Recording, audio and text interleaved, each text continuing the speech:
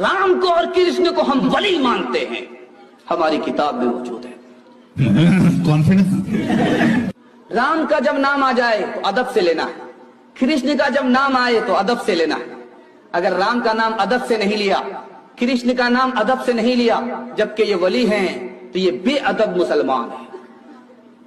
بھائی صاحب کچھ زیادہ نہیں ہو گیا یہ؟ مطلب کچھ بھی۔ جب جب رام نے جنم لیا تب تب پایا بنبا۔ تمہیں شرم ہے؟ کچھ شرم آیا ہے؟